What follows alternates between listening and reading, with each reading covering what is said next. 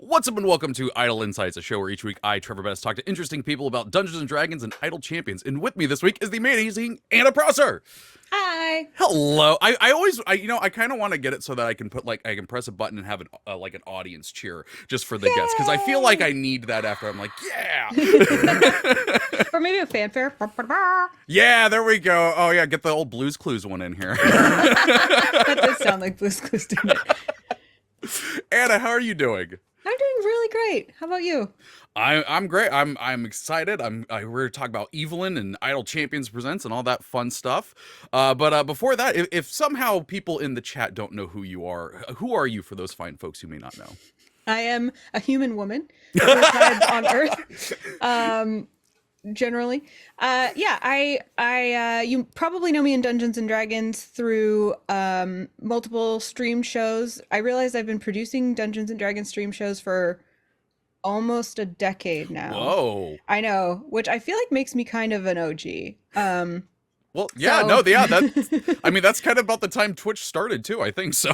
Yeah, I mean, maybe it's more like 8 years, because I guess Twitch, anyway, doesn't matter. But I started with Misclicks, so if you were familiar with, there were fewer D&D shows back then, started there, and that's where Evelyn actually originally appeared. And then more recently, you may know me from Dice Camera Action or Acquisitions Incorporated or Hunger of the Far Realms. Yeah. But as far as like my career and background, I have done various sundry things, but the most relevant is that I came from an esports background, so doing entertainment based on competitive video games, and I host a lot of video game tournaments and a lot of geek and gaming adjacent type of shows. So I do a lot of interviewing, emceeing, that kind of stuff, but I also have been lead producer for Twitch Studios and a behind the scenes producer for a lot of live stream shows and things like that.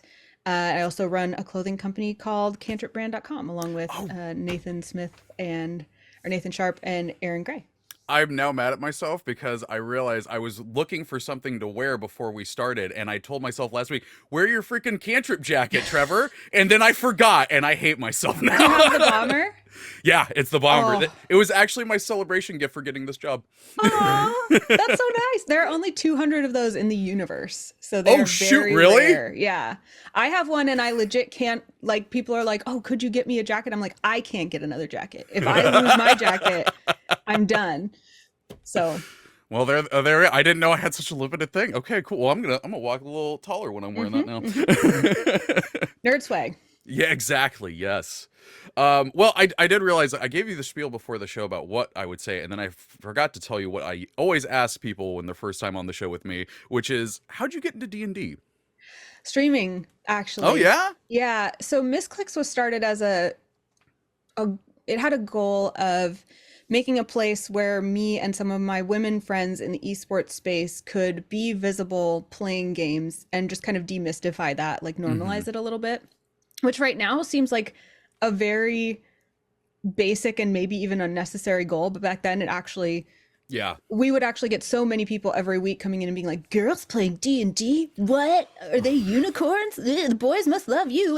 And so the point was to just like let those people come in, let our audience talk to them and be like, this isn't weird. Don't treat them like unicorns. Like, they're, it's not about whether boys like them or not. It's about them playing Dungeons and Dragons. And we chose Dungeons and Dragons actually because Genevieve Forget, who Live in Pink, was on Roleplay on MEJP's channel, and she loved it. And so she kind of was like, you guys have got to try this. So it was myself, Live in Pink, Koibu was our DM, Neil Erickson, Miss Harvey, and then a number of other people in and out joining us.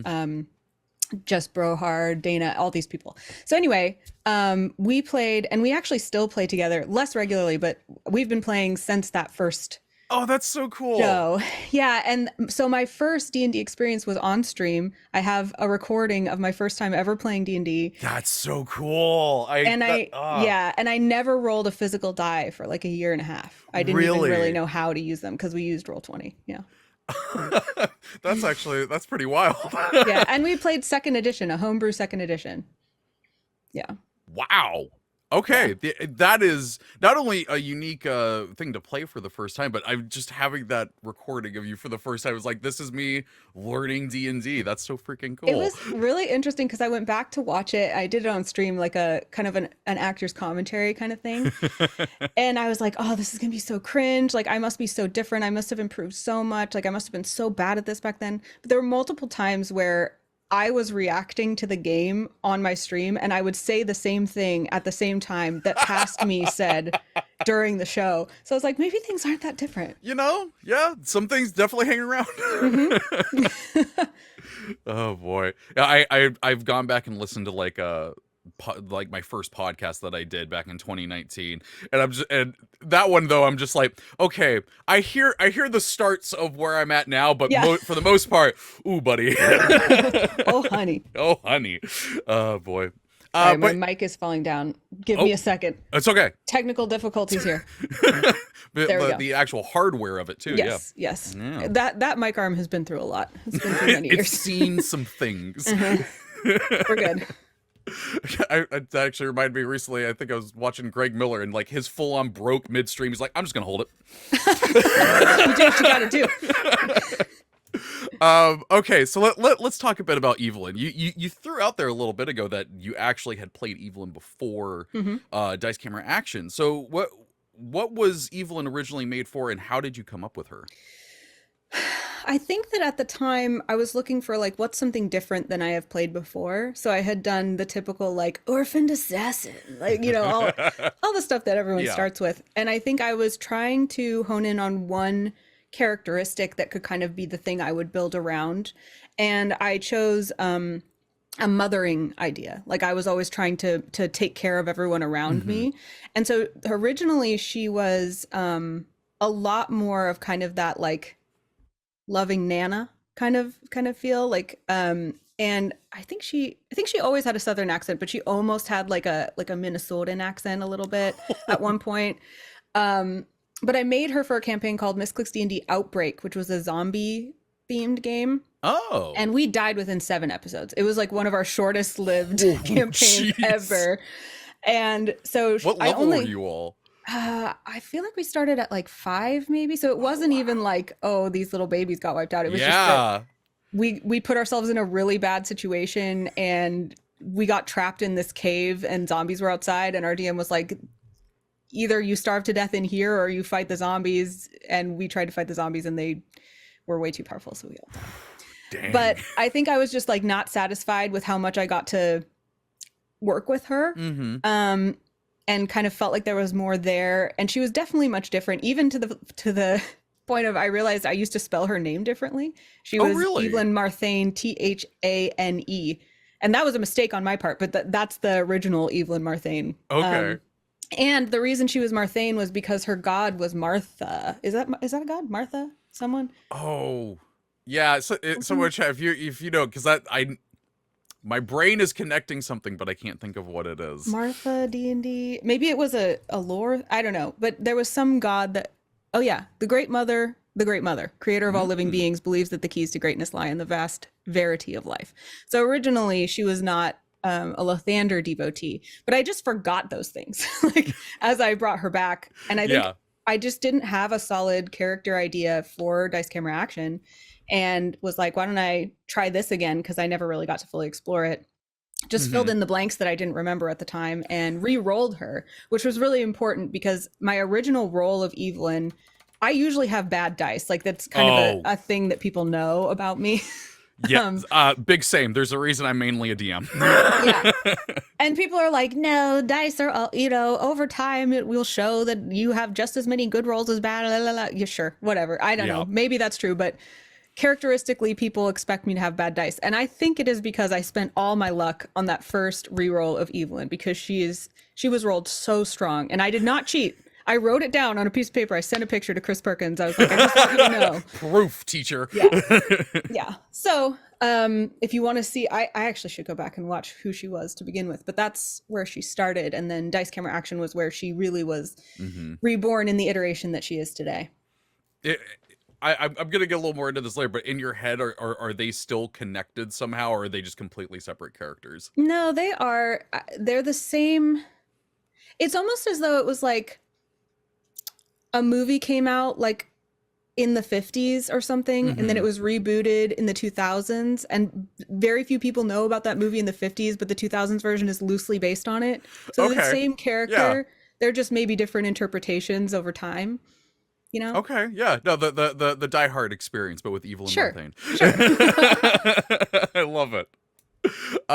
Okay, so you had Evelyn first, then you got her again with Dice Camera Action. What has her character arc been like in the time that you've been playing her?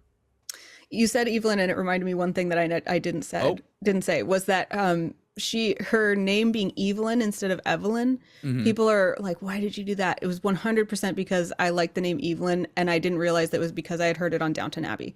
So she's named after a boy character in Downton Abbey. There you That's go. perfect. Um, but you asked me how her character arc has Yeah, evolved. yeah, like essentially like when she started on Dice Camera Action and going through all these other shows and everything like that. What has that been like? It has been such a learning experience for me, and I think D&D offers that when you Hmm. allow yourself to fully immerse yourself in a character and see why did I make this character? What is she learning that I maybe need to learn, or what is different about her from me that could enlighten me on what it's like to be someone else or to Hmm. look from someone else's perspective. Um, I think within like the first episode or so, I didn't know any of the other people on Dice Camera Action. I'd never met them, but Oh, Evelyn was really? already like, "Oh, I'm in love with the bard because that's just my like personality. I 100% love anything beautiful and musical, and so therefore I just have stars in my eyes and that." And so later I had to Yeah. be like, "Nate, is that okay? Like, I'm sorry, I I didn't check with you if it's okay, but my character has a crush on yours. Is that okay?" Um, I vaguely remember that episode. Yeah, y'all being in the tavern and him playing something evil. It's just like, oh my yeah, and gosh. I legitimately had never spoken to him before. So That's wild. yeah. So I was like, I hope that's okay. And so at first, she was very annoying. Like people were like, gosh, Evelyn is so annoying. I can't stand her because she was always like, everything's perfect and sunny and Lathander, Lathander, Lathander, la la la. And over time, it was really fun watching people kind of be like, actually, I kind of like her. Oh, actually, I understand where she's coming from. Actually, I really connect with her. And Hmm. I see how she's actually really lonely underneath all that. And that means a lot to me and all this stuff. So it was very satisfying because I think I have sometimes felt that in my life where it's like, at first, maybe somebody really doesn't like me or finds me abrasive or something. And it's really rewarding if over time they give me a second chance Hmm. and are like, actually, I kind of see where you're coming from and I can find common ground with you. And you're more than just your outward initial impression. Yeah. So I think that was the coolest thing with Evelyn early on was watching that evolution of like, this character's kind of a one note joke. And then over time, figuring out, okay, why is she like that? And where is that coming from? And what is the deeper story with her that makes you feel connected to her and Hmm. find things in her that are more human? And I think that led to this deep longing for like belonging and family and a fear of being unlovable, which a lot of us can feel. Yeah. And then also being someone who has a certain code or a certain faith in the midst of other people who don't, Yeah. and learning to, I guess, playing someone who's unapologetic about that, and then watching the reactions turn from like I'm so annoyed by you to like I accept you to maybe I respect you Hmm. was really rewarding. That's fantastic. Yeah, what talking about the differences between Evelyn at the beginning and even later on in Dice Game Reaction. Like I got into that show around the time y'all were in the Wizard of Wine Mm, place, and still in Barovia. yeah, and that's where I started listening, and I ended up going back. And so I was like listening to new episodes as they were coming out, but I was going back and listening to the backlog and whatnot. And I do remember like in the first episode because you were just very happy and everything like that, and I was just like, oh man, that means she has seen some stuff between there and where I'm at. I was like, oh no, Chris, what have you done? Oh yeah, And he that is that was just terrifying. the tip of the iceberg. Yeah. Yes. So I mentioned this a little bit earlier about like, the headcanon and whatnot. And one of the things I asked Holly this last week, because I've always wondered this with people who've done multiple different shows with the same character. In your head, is there one congruent timeline, or is it like a multiverse sort of thing? There's a lot of question marks on that for me. I think Mm-hmm. that it's left pretty wide open intentionally, because Evelyn from Dice Camera Action is concurrent with Acquisitions Incorporated, the C team. Mm-hmm. That 100% is true, Yeah. because they intermingled quite a bit during the Dice Camera Action timeline. That crossover episode was so dang cool. Thank you. That is one of my production projects that I'm most proud of in my life. You should be, because it was fantastic. I was like, I don't know how, but I want to do this with two groups at some point, and I've never figured out how to do it. Thank you. Yeah, as far as I know, at the time, no one had ever done a 2DM 8-player game before, so that was fun. But what were you asking me? Oh, the timeline. Yeah. So I don't know. Should I spoil this? Oh. I don't know who the Evelyn in Acquisitions Incorporated is. Oh. If she is concurrent with the Dice Camera Action Evelyn, then that must be taking place sometime during Dice Camera Action, where she must have kind of been gone for a while, I think. And then some timey-wimey stuff happened, maybe, and I don't know. Because I don't think it's after Dice Camera Action, because I guess it could be. We're still playing that game privately. Yeah, so, Holly was saying that last week, which blew my mind. Yeah. So lots has happened to her that sometimes I will mention in Acquisitions Incorporated. So that's what makes that. That was one thing that I wondered, because I've noticed that y'all have done that a few times, where like you mentioned something, it's like, oh, they're still thinking about their characters, outside of it. It's no, y'all have been playing it. Yeah, and it's I hope that's a good balance, because sometimes it's like I don't want to make people feel like they're missing action, but I do want them to feel like our characters have lives. Oh yeah, this game. It's always felt like a living world thing, at least for me, where it's just like there are still things happening and whatnot. Yeah. But I will say, I think it's possible, knowing what we know about Acquisitions Incorporated and how much they like to make clones, that it could be that Evelyn is a clone who doesn't know she's a clone. And if that's the case, there could be some really interesting character development that would make that Evelyn a very different person than the Dice Camera Action Evelyn, which is, at first I was like, no, I want it all to be the same Evelyn. But then as I thought about who that person would be, and it being another character that I could explore in a different direction with the same background as Evelyn, that got really exciting. So I have no idea Jeremy Crawford has never told me who she is. Okay. And one time Jeremy Crawford had me play as Evelyn, and it turned out I was like a, skin bag construct gross thing. And that was terrifying. So, body horror is a big part of my life these days. Well, I feel like if Acquisitions Evelyn is a clone Evelyn, Bobby's still gonna, love Lathander just as much.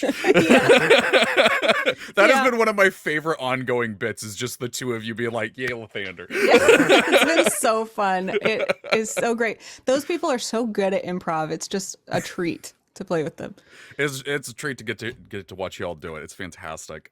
One of the other things that I do want to ask, though, is as far as like her storyline and everything, is I brought this up with Holly, which was Evelyn and Strix. Probably one of my favorite friendships in TTRPG streams. What has building that friendship between those two characters been like? That's a great question. It's like asking, like, how did your best friend become your best friend? Like, when did they become your best friend? I think that they, something that's interesting about them is that neither of them asks the other person to change, but also is completely opposite from the other person in a lot of ways. So like Strix is like, Lathander's dumb, he's butt-hander, I could be Lathander someday. And Evelyn's like, I'm going to ignore that, and I think Lathander's great, and someday you'll change your mind. And, Strix is disgusting and dirty and, like, loves carrying dust in her pockets, and Evelyn is like, please don't get any smudges on my white outfit. And, you know, so I think maybe it's a testament to friendship overcoming differences. Mm-hmm. And also to like, if two people are compassionate and care about each other and have been through some crazy stuff together, how easy it is to deeply bond in a familial way beyond just like, what can this person offer me? Which I think is a really interesting thing these days to contemplate, because we're all learning a lot about like setting boundaries and about not allowing toxicity in our lives, but also learning about how accepting someone compassionately and setting your own boundaries, but also letting them be who they are, can be really powerful too. So I mean, I don't even know how to follow that up with a question. I mean, that's just fantastic. I mean, honestly, while you were talking there, like, you kind of made me realize, I think one of the reasons why I do love Evelyn and Strix's friendship so much is because I just realized that it's very much like me and my best friend. Like, really, he grew up in very Christian home and everything like that, and was very much into that religion. I'm an atheist, which, you know, his parents were happy about when they found out. And so yeah, I think it's that sort of thing where it's kind of a similar thing, though I don't think I'm as dirty as Strix, so I got that going for me at least. you look a little less, a little fewer flies. Yeah. I don't keep as much trash in my pockets anymore. I saw this great Instagram the other day that was like, people who love each other trust each other with their own spiritual journey. And that hit me so hard, because I was like, I think that's the key of it, is that I love you enough that I trust you to figure your spirituality out, and I don't have to tell you what it is. Yeah. Dang, yeah. That's really good. I know, right? It was from Naked Pastor on Instagram. That's a great name. Well, see, we're getting deep insights here on Idle Insights this week. I love it. Okay, let's switch over and talk about Idle Insights, or not Idle Insights. That's this show. Idle Champions presents Hunger of the Far Realm. Which, by the way, folks, we are live right now. I don't know if I don't think I said that. You can put question : and then your question into the chat, and we will talk about them later in the show. We're also gonna be having a giveaway here in a little bit when Martin tells me it is time for that. But until then, Anna, tell me, how has Hunger of the Far Realm been going? I have to tell you, I am shocked by that cast. And by shocked, I mean, I think that it's actually rarer than you would think to find what I call like a lightning in a bottle cast. You can play D&D with amazing people, you can have a great time, but there's a certain je ne sais quoi of like certain casts that just click and are so good together. I think Dice Camera Action was one of those, and I think Hunger of the Far Realms is also one of those. It instantly feels so good. The characters have so many interesting interactions that they are having and can have. Like, I can already visualize the arcs that these people could have and the connections and empathy they might have for each other's experiences. And I think that the last episode that we did was one of the first times in a while that I've had kind of an Evelyn existential crisis, which I've had plenty over the course of playing her, which I love. You've only died a few times. It's okay. Yeah. I've like written a will for Evelyn. Like there's like, you know, a lot of contemplating mortality and things have happened with her. But in the last episode, not to spoil anything, but there is some dealing with death. And Evelyn and Strix are very blasé about it because they've watched their friends die so many times. And some of the other characters have not had that experience. And so their characters and the actors are crying, like really, really involved. And taking that moment to step back and be like, I've been living in crisis for years, and I am numb to things that are very traumatic. What does that mean? Wow. Was kind of like, whoa, you know, and I can relate to that on a certain level too. And so thinking about that in my own life and observing how Evelyn feels about it was really exciting. And then I think that what makes a really, really great D&D cast is people who are really funny, extremely quick improv actors, but also aren't afraid to just like get deep and emotional and can handle both at the same time. So that moment I think was one of the most telling, where it's like, this cast can do that. Like, we can make jokes and be crying and have it all work together. So it's really cool. That is the two forms of friendship. Laughter, crying. Yeah. Sometimes at the same time. Yep. Yeah. No, I've said this on the last couple episodes where we've been talking to the cast, but yeah, just that first scene in the tavern where you, Strix, and Walnut were in there, and interacting the way that you all have for several years now, and as soon as Kent and Virgil came in, like it just immediately started working. There was no like moment where it was like, okay, this is the transition period of the two groups coming together. It was just you all started riffing and it was perfect. I loved it. I agree. Yeah. Like this is definitely going to be one of those shows where like I use that first episode to send to people was like this is my idea of like a perfect synergy of a group. Aw, yay. Yeah, y'all are doing incredible. Oh, now here's the thing. I've gotten to watch bits and pieces because I've been extremely busy recently. But I hear we're gonna do light spoilers here. There was something about Evelyn getting swallowed by an astral dreadnought. Yeah. And it was great. It was hilarious because B Dave was like, this is probably not the first time Evelyn has been swallowed by something like this. And I'm like, of course it's not. Of course. It's Tuesday. Yeah, exactly. And specifically, Chris Perkins really likes to have art characters be swallowed. It's, I don't know. Talk to them about it. I don't know. It's not, yeah. But yeah, Evelyn was swallowed by an astral the giant tree thing like swallowed someone during There was a giant frog at one point. Yeah. Mm-hmm. Yeah. That's nasty. Definitely some sort of worm at one point. I don't know. Oh, yeah. That is a wild thing about that show. Is just like, oh yeah, then the worm got swallowed somebody, and then this one, and you're like, yeah, okay. It is fun playing with B Dave too, because B Dave has experienced a lot of one-shot Evelyns that kind of exist in a temporal wasteland of like who knows what time this is in her life. She's just basically that character in that moment. Yeah. And so he knows a lot about her and can make a lot of assumptions like that, where he's like, probably Evelyn has experienced this before, or probably Evelyn, and so that's been fun too, that he knows that character a little more than a new DM to that character would know.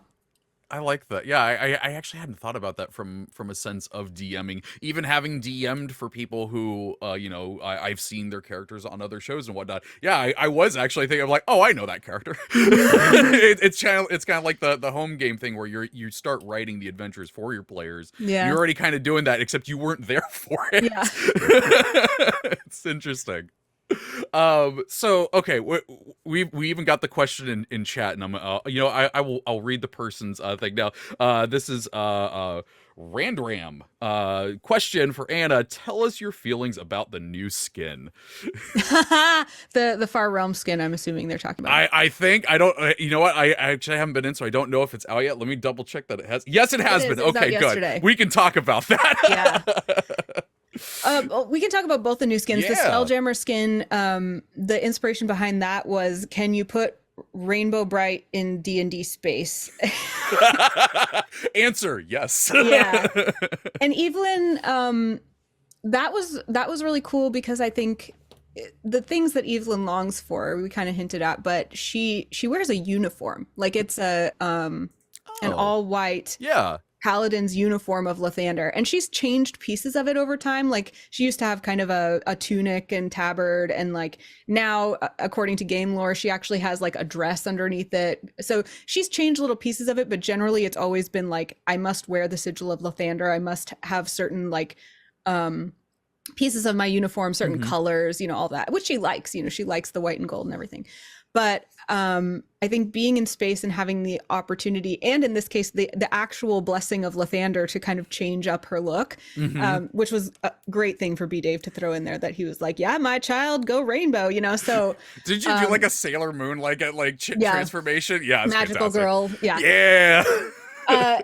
So I was playing with the idea of kind of like prismatic starlight, where it was like, the sun is also a star, and thinking about how could she be glowy and rainbowy, and the lore originally, before we even played the game, because I didn't know how she was going to come into that costume, was that maybe she met some astral elves and she was really into their aesthetic, so she put that on. But the more interesting one, arguably, is I wouldn't go that far. Like, they're both good, but I will say there is a certain feature of it that was called up by Lex the Cat in the chat, which was, where are your eyes? Yeah, that was really fun, because I generally, brand-wise, tend to be expected to be more of the kind of sweetie, pretty unicorn, like that kind of stuff, which I like, just Yeah. like Evelyn. But having the chance to be like, how do I make this character super creepy in a way that's also authentic to her was really fun. The first thing that I came up with was the Displacer Beast tentacles, because Displacer Beast is my favorite D&D monster. Mine too. Really? Yeah, It was we call first my D&D cat a Displacer Beast. No, Displacer Kitty. It was the first beast I think I ever actually fought, but Oh. yeah, really, really great monster. Mm-hmm. So I wanted the tentacles to look like that, and I was like, what happens if Evelyn's boots don't work? So the lore is that like she has this tentacle thing that's kind of walking like a Doc Ock kind of. It's so thing. unsettling the way it moves too. Yeah, and then I basically the prompt was like, what happens if Evelyn's seen some shit? And and so I don't actually know what has happened to her eyes yet. But right now I'm playing with two ideas. Because we kind of made the aesthetic before we made the story, right? So like who knows? Mm-hmm. But either she's doing that thing where she's seen some things and is kind of pretending like everything's fine, it's fine, don't worry, I'm just getting around on my tentacles, no, don't worry, nobody look at me, like, because there is her Spelljammer look is kind of underneath there, you know, so it has over time just transformed. Or Evelyn does have a very developed sense of style and fashion, which you could argue also speaks to the fact that when somebody is trying to please everyone around them, they become very aware of how they look and how they blend in with everyone else. But she really likes to take on the aesthetic of a place. So it could be that she's just like rocking the Far Realms look, and she's just super into that, because Evelyn has a tendency not to see the difference between gross and pretty when she doesn't want to. So maybe she's just like, tentacles are beautiful too. Who knows? Like, I'm not positive. So to answer your question overall, like, mostly this was an exercise in how can I express Evelyn in the Far Realms in a really creepy way, and then story wise, I'm not positive yet. Okay, I'm gonna be honest. I'm a little terrified to see the reasoning for it. Like, knowing B Dave is the DM for this. He will come up with something good. I'm sure. Oh, I'm sure it's gonna be good, but I'm also sure it's gonna give me nightmares, because like literally the first time I saw the Far Realm skin, that's the first thing I said. I was like, that's gonna give me nightmares. And then I saw Morning Glory. I went, that's definitely gonna give me nightmares. Oh yeah, I forgot about that part. That was really good too. I love that too, because like one of my favorite times from Dice Camera X was when you summoned Morning Glory for the first time in Barovia, and it was the skeleton horse, and so it was very much that again for me. I think that was the first time Chris Perkins made me cry a little bit. That was Oh the first no! time. But it was laughing, crying, but that kind of like, I am so shocked by what I'm experiencing that like I'm emotional. Yeah, it was wonderful. I will say that moment was why I was sad none of my players, when I took them to Barovia, ended up casting any of the spells that changed. I'm like, no, I want to mess with you. Yep. Oh boy, yeah. Those skins are fantastic, and they're available in game right now. So I actually don't think we have a graphic for Morning Glory, but you're gonna have to go pick up the skin and see it. Trust me, it is disturbing and fantastic. I told you it's Rainbow Bright in space, so imagine Rainbow Bright's horse for the Spelljammer, except themed like Evelyn is, and then imagine if that got some gross tentacle action going on and was, you know, things started burning and being evil and full of ichor, you know. I'm sure you can figure it out. And if you can't, well, go buy it and find out. Yeah. Okay. I've asked this to a couple of the other casts, and we'll round out this before checking in with chat and see what questions they got. Remember, chat, question, go, then your question. I'll read them out. What are you hoping for Evelyn in ICP? Well, sorry, I write ICP, and every time I say it out loud, I'm like, no, everyone thinks you're saying Insane Clown Posse. Yes. What is your hope to happen in Hunger of the Far Realm? It was really funny when we started talking about that show. I kept being like, why are we talking about Insane Clown Posse? Okay. Like, I don't know. I don't know if I've actually said this on stream or not. We the first time we did one of these Isle Champions presents, we knew it was called ICP in the background, and we did an episode of Champions Lore, which was B Dave and Aaron M Evans and I, and we were gonna have Aaron recap the story as Havilar, and we decided to name the episode live shows. How do they work? Just because we wanted to have that little joke for ourselves. But yeah, what do you hope for Evelyn in Hunger of the Far Realm? I thought when I started that this was like another one-shot Evelyn thing, where I just hope that she kind of gets to express herself. We get some good laughs. We dip into that, like being somebody who has a faith, like we talked about, all that. Now, after the last episode and that dealing with death and trauma and all of that, I think what I'm really interested for her is being more self-aware, I think, of like what she's been through. And I think there's a huge opportunity for her to talk to Kent and Virgil about being in a long-term committed relationship. Because I think that's something that she has always wanted and has felt like she will never have, either because she doesn't deserve it, or because she's chosen a different calling, or because no one wants her. So maybe what she might find is a little bit of self-confidence and an opening of like, maybe this is a possibility for me, or learning more about what it means instead of like being a fairy tale that's kind of out there that she has no access to. So I'm really excited for her to, I feel like Kent and her might have opportunities because they're sometimes both a little silly, but I think that they both have some deep stuff that might be in common. So I think that's the most interesting arc that I'm looking at right now, is like, how does she interact with a married couple, basically, because she's never done that really. Even her parents, like she barely knew her parents because she was in paladin school. Yeah.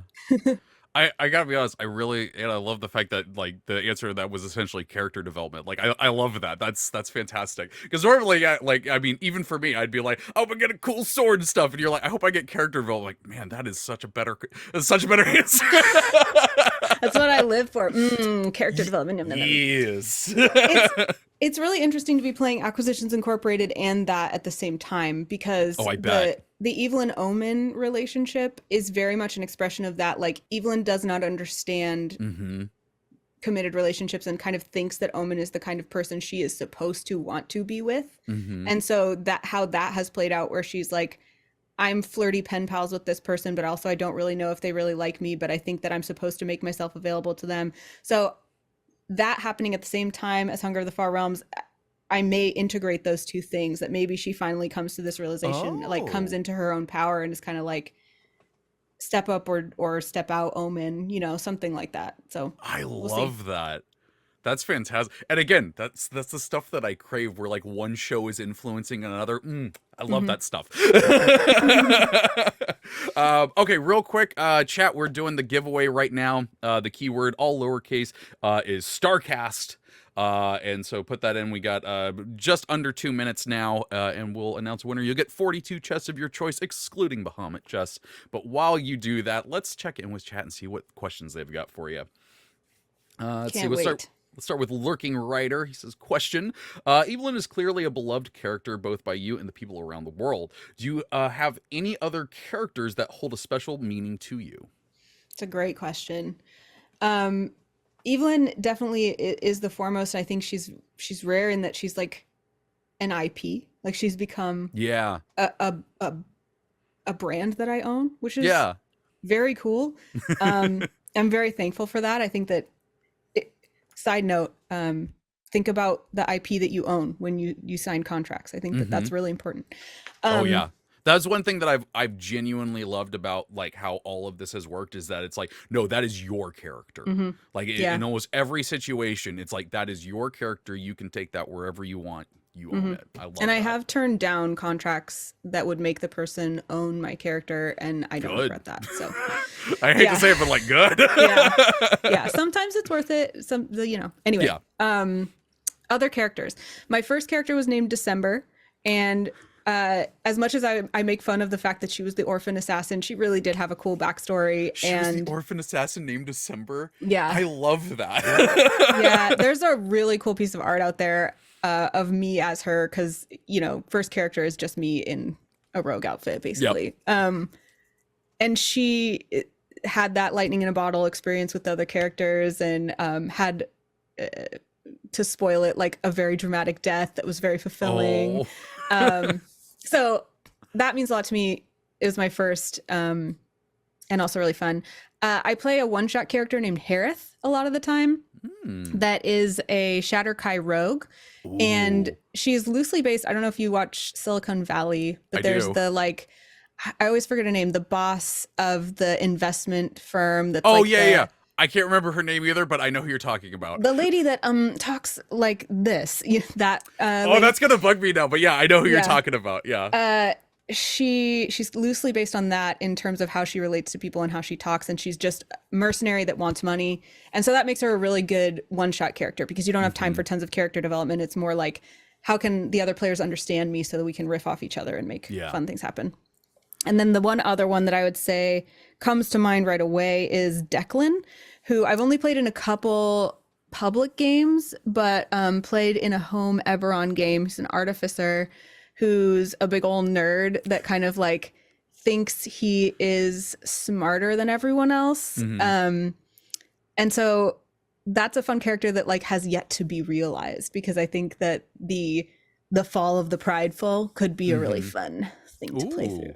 So yeah, his name is Declan Burt, and he's very smart. That is an incredible character voice, and I now want more of that. He was in the one shot that Todd Kenrick DM'd. I forget what it was called recently, but that was the most recent time I played him, I think. So.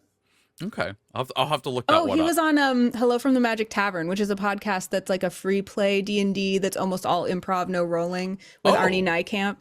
So yeah, Declan was in that one, but again, changed a little bit for the time, where Declan then suddenly couldn't remember had a goldfish memory. So thought he was really smart, but would forget everything the second that it behooved him. That just sounds like a fun character to play. All right, let's go to Brandwin Kenku. Question: what is Evelyn's go-to prayer to Lathander? Ooh, go-to prayer to Lathander. Like in a general sense, just worshipful praise prayers that you've heard come tumbling out of her mouth. But there are two songs that I wrote. One in collaboration with Holly Conrad that's actually in Dice Camera Action. We composed a hymn called the Sunset's Promise or the Raven's Call. Either one has both in parentheses on one. And I think that's one of her like go-to things to comfort herself when times are hard. And the lore is that was a hymn that she sang like at the temple of Lathander. And then there's one that I actually think I have never sang, but I've put the lyrics out there somewhere. Okay. That is kind of more of a like when she feels like she has to put her own desires aside and just do what Lathander wants. That's what she sings. But so I find that a little sad, because I think she's misinterpreting what Lathander wants for her sometimes. And I can't remember what the name of that is, but it's somewhere on Reddit. Okay. So I think songs would be my answer. Those two songs. That's cool. I really like that. Oh, that's I would not have thought to do that, but I also not good. I'm good at writing stories, not songs. I've tried like 3 times and they did not go well. It was like, at the risk of blabbering on, but no, go for it. In terms of what a character gives you, I think that was one of the biggest things Evelyn opened back up for me, which is that music had been a huge part of my identity, and I had kind of let it go to the back as I pursued my career and other things, and kind of had let myself be like, I can't do that anymore. I don't know how to do that. I don't want people to judge me because I want to believe I'm a musician, even though nobody sees that. And so being part of writing songs through Evelyn, so it wasn't me, it was her, was a way that kind of got me back into that. And then I ended up this past year going back to school and taking some songwriting classes, and I'm in piano classes, and I'm about to take a digital audio workspace class. So it reminded me to like move toward those things because they fill me with such joy. That's awesome. Yeah. I love that so much. Oh my god. I'm happy for you for doing that. Thank That's you. really cool. Okay, let's see what we got here for the next question. Red Green Paradox says, question, do you ever have to check with Chris to see if Evelyn is Evelyn or a clone at any given moment? You know what is diabolical is that Chris and Jeremy Crawford, who DMs Acquisitions Incorporated, they talk all the time. So they know things about Evelyn that I do not know. What? Yeah. And they don't tell me. Like, they're just like, interesting question, isn't it? Yeah. That is so diabolical. They love to, but to also, torture us.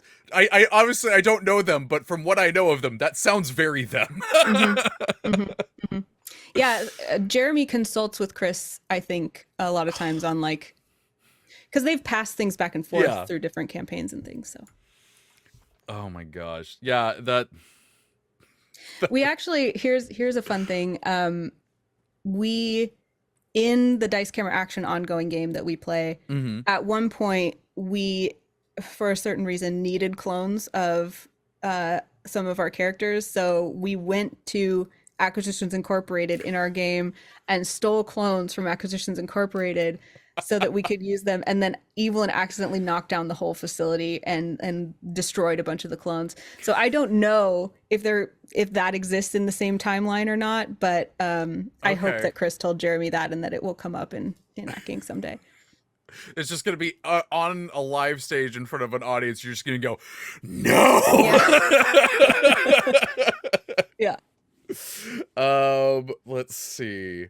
This is from J McUnyielding. Question: whose decision was it to have Evelyn occasionally ride waffles in her ascendant skin?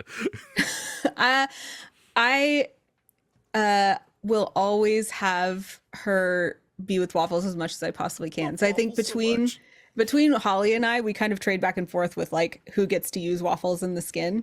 Mostly it's Strix, but sometimes Evelyn gets a chance.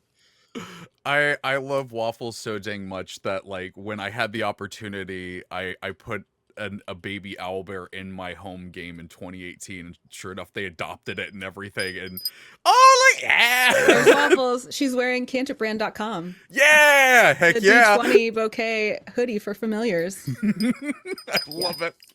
This was actually made by Cat Cosplay for me. And it's really? perfect. That's so cute. Yeah, the owlbear they adopted was this little purple one, and they I was like, okay, I can't wait to see what this group names this owlbear, and they were like, Paul. And they absolutely like fell in love with this because it was a baby, so I couldn't put it in combat or anything, but they were always just like, no, don't do anything bad. Don't touch Paul. And so I eventually actually made it so I was like, okay, you all can feel better about this. There was a part where they got magic items from some entity or something like that, and I gave Paul this like chain, the gold chain necklace with a ruby on it, and if you press the ruby, he becomes a full-size owlbear. Oh, perfect. But still with the brain of a baby owlbear. Poof. Exactly. Does not know his own size. Oh, that's great. Paul.